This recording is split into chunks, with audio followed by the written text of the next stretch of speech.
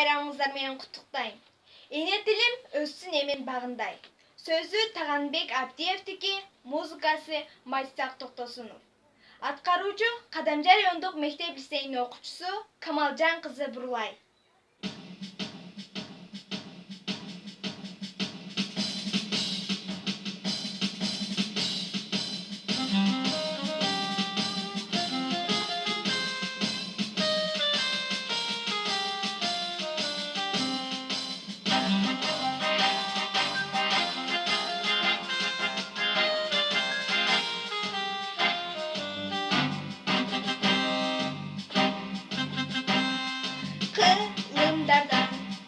Kılımdарды аттаган кыйынчылык, кыйырларын таптаган кыргыз элим, келе жатта дел болуп кыргыз жерим, кыргыз салтын сактаган кыргыз элим, келе жатта дел болуп кыргыз жерим, кыргыз салтын сактаган.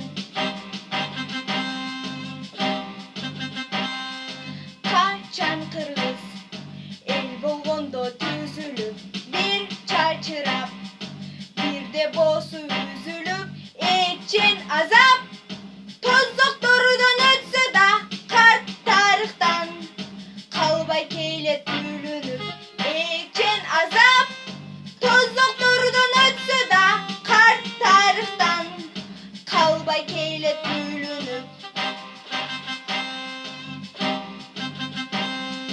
Kırgız elim açtın dağlay bildirdi, kırgız elim bastın kıyın yerlerde, o şense da enne dilin unutmayım, saktap geldin Allah todo ceriyemdi, o şense da enne dilin unutmayım, saktap geldin Allah todo ceriyemdi.